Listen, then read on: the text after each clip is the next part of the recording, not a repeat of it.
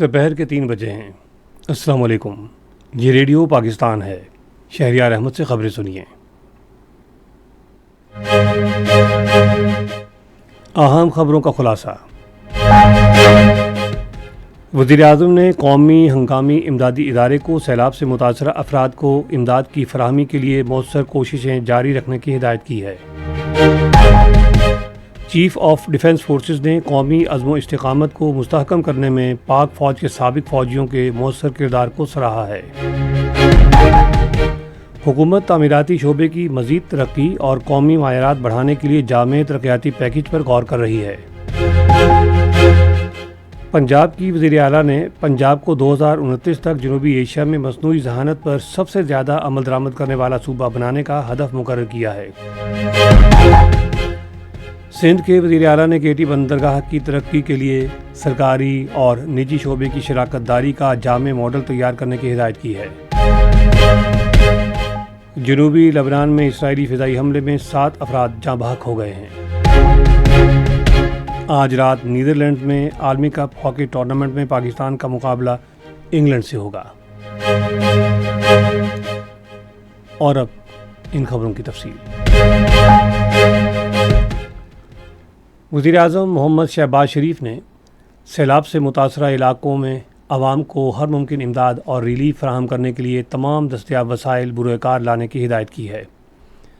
वो NDMA के chairman lieutenant general इनाम हैदर मलिक से गुफ्तगू कर रहे थे, जिन्होंने आज इस्लामाबाद में उनसे मुलाकात की। वज़ीर-ए-आज़म ने NDMA को मुतल्लिका सूबाई महकमों और सूबाई हंगामी इमदादी इदारों के साथ मौसर राबता रखने की हिदायत की।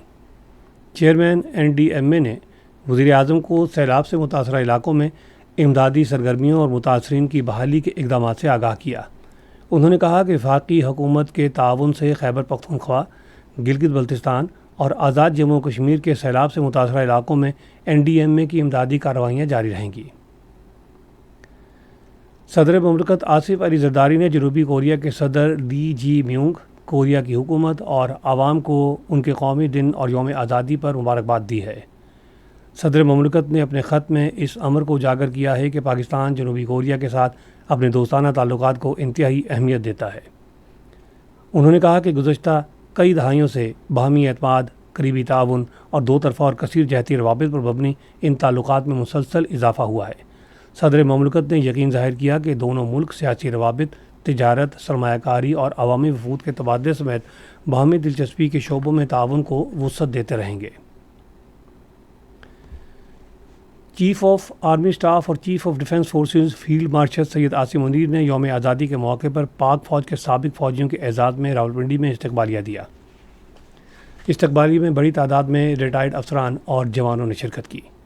चीफ ऑफ डिफेंस फोर्सेस ने मुल्क के दिफा में साबिक़ फ़ौजियों की घरां कदर खिदमात को खराज तहसीन पेश किया और कौमी अज़्म व इस्तिक़ामत के लिए उनके मौसर किरदार को सराहा। उन्होंने कहा कि साबिक़ फ़ौजियों का तजुर्बा, रहनुमाई और मुसलसल राबता ख़ुसूसन ऐसे वक्त में एक कीमती इदाराजाती असासा हैं जब सिक्योरिटी की सूरत हाल तेज़ी से पेचीदा और तब्दील हो रही है। साबिक़ फ़ौजियों ने पाक फ़ौज की क़यादत पर एतमाद का इजहार किया और नए सिक्योरिटी चैलेंजेस से निमटने में मुसल्लह अफ़वाज की मुसलसल हिमायत जारी रखने के अज़्म का इआदा किया। उन्होंने कौमी इत्तेहाद, यकजहती, अमन, इस्तेहकाम और खुशहाली के लिए अपना किरदार जारी रखने का भी अहद किया। हुकूमत तामीराती शोबे की मज़ीद तरक्की और कौमी मायारात बढ़ाने के लिए जामे तरक्याती पैकेज पर गौर कर रही है। ये बात इस्लामाबाद में इक़्तिसादी उमूर और एस्टेब्लिशमेंट डिवीज़न के वज़ीर अहमद चीमा की ज़ेर सदारत एक अहम इजलास में बताई गई। मुजवज़ा पैकेज में तामीराती सनत के तरक्याती बोर्ड का क़याम, तामीराती तरक्की के मखसूस बैंक की अफादियत का जायज़ा, दरामदी और बरामदी पॉलिसियों को मज़ीद मौसर बनाना और तामीराती शोबे के लिए टैक्स इस्लाहात शामिल हैं। वफाकी वज़ीर ने इस बात का इआदा किया कि हुकूमत की बुनियादी तवज्जो इस अमर को यकीनी बनाना है कि बुनियादी ढांचे का हर सरकारी मनसूबा लागत के लिहाज से मौसर और इंतहाई पायदार हो। वज़ीर आला पंजाब मरियम नवाज़ ने 2029 तक पंजाब को जनूबी एशिया का मसनूई ज़हानत पर सबसे ज़्यादा अमल दरामद करने वाला सूबा बनाने का हदफ मुकर्रर किया है। उन्होंने ये बात आज लाहौर में मसनूई ज़हानत और खुसूसी इक़दामात के बारे में सूबाई मुशीर अली मुस्तफ़ा डार से मुलाकात के दौरान कही। उन्होंने मुलाकात के दौरान पंजाब EI विजन 2029 पर पेशरफ्त और उसके बाज़ाब्ता इजरा पर तबादला ख्याल किया। मुशीर ने वज़ीर आला को इस विजन के 6 बुनियादी सतूनों के बारे में तफसीली ब्रीफिंग दी।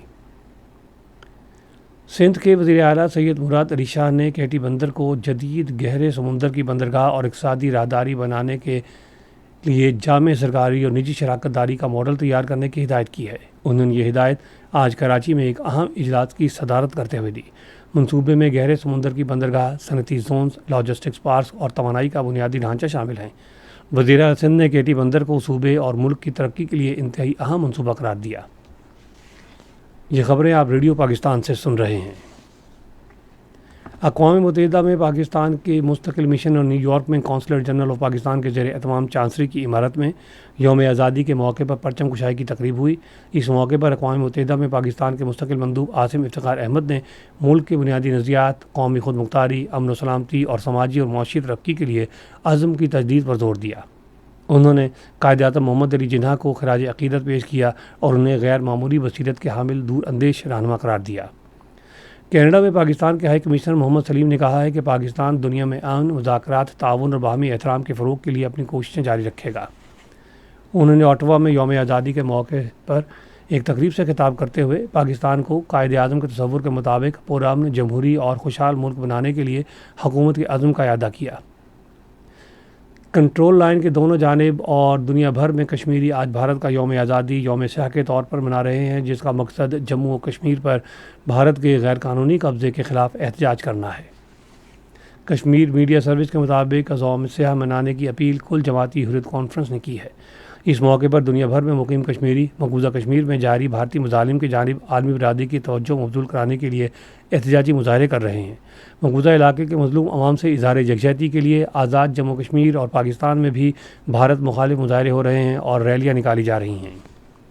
مظفر آباد میں یوم سیاہ کے موقع پر کل جماعتی حریت کانفرنس کی آزاد جموں کشمیر شاخ اور پاسبان حریت نے ریلی نکالی۔ شرکاء نے ہاتھوں میں بینرز و پلائی کارڈز اٹھا رکھے تھے۔ وہ مرکزی سڑکوں پر مارچ کرتے ہوئے آزادی کے حق میں اور بھارت مخالف نعرے لگا رہے تھے۔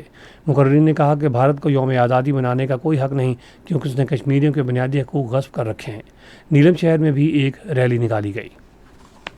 بھارت میں مودی حکومت کی ناکام پالیسیوں نے منی پور کو آگ میں جھونک دیا ہے، جہاں نسلی فسادات شدت اختیار کر گئے ہیں۔ بھارتی جریدہ دکن کرونیکل کے مطابق منی پور کے ضلع کنگ پوکوی میں مسلح حملہ آوروں نے ناگا قبیلے کے گاؤں پر حملہ کر کے کم از کم 9 مکانات کو آگ لگا دی۔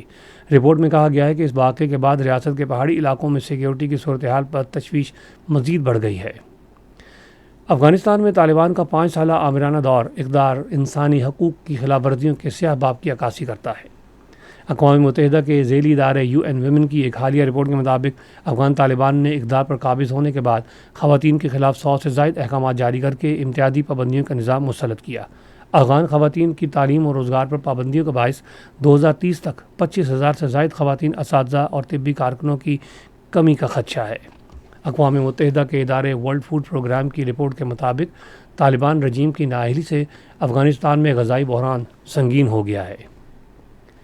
لبنان کے جنوبی علاقے میں اسرائیلی فضائی حملے میں 7 افراد جاں بحق اور 3 زخمی ہو گئے۔ لبنان کے سرکاری خبر رساں ادارے نیشنل نیوز ایجنسی کے مطابق حملے میں انصار گاؤں کے گھر کو نشانہ بنایا گیا اور امدادی کارکن ابھی تک ملبے تلے دبے افراد کو تلاش کر رہے ہیں۔ نیدرلینڈ میں عالمی کپ ہاکی ٹورنامنٹ میں آج پاکستان کا مقابلہ انگلینڈ سے ہوگا۔ میچ پاکستان کا معیاری وقت کے مطابق رات 10 بجے شروع ہوگا۔ اور اب موسم۔ محکمہ موسمیات کی پیشگوئی کے مطابق آئندہ 12 گھنٹوں کے دوران ملک کے بیشتر حصوں میں موسم گرم اور مرطوب رہے گا، تاہم کشمیر، شمال مشرقی پنجاب، بالائی خیبر پختونخوا، اسلام آباد اور گلگت بلتستان میں بعض مقامات پر تیز ہوائیں چلنے اور گرج چمک کے ساتھ بارش کا امکان ہے۔ آج ریکارڈ کیا گیا بعض بڑے شہروں کا درجہ حرارت: اسلام آباد اور Lahore 34 degree centigrade, Karachi 32، Peshawar 35، Quetta 37، Gilgit 31، Murree 21، Muzaffarabad 33، جبکہ سری نگر 29، جموں 32 اور لیہ 16 ڈگری سینٹی گریڈ رہا۔ اہم خبروں کا خلاصہ ایک مرتبہ پھر۔ وزیر اعظم نے قومی ہنگامی امدادی ادارے کو سیلاب سے متاثرہ افراد کو امداد کی فراہمی کے لیے مؤثر کوششیں جاری رکھنے کی ہدایت کی ہے۔ چیف آف ڈیفنس فورسز نے قومی عدم و استحکامت کو مستحکم کرنے میں پاک فوج کے سابق فوجیوں کے مؤثر کردار کو سراہا ہے۔ حکومت تعمیراتی شعبے کی مزید ترقی اور قومی معیارات بڑھانے کے لیے جامع ترقیاتی پیکیج پر غور کر رہی ہے۔ پنجاب کی وزیر اعلیٰ نے پنجاب کو 2029 تک جنوبی ایشیا میں مصنوعی ذہانت پر سب سے زیادہ عمل درآمد کرنے والا صوبہ بنانے کا ہدف مقرر کیا ہے۔ خبریں ختم ہوئیں۔ مزید خبروں اور تجزیے کے لیے آئیے ہماری ویب سائٹ پر radio.gov.pk اور facebook.com/Radio Pakistan نیوز آفیشیلز پر بلیٹنز کی براہ راست ویڈیو اسٹریمنگ بھی ملاحظہ کیجیے۔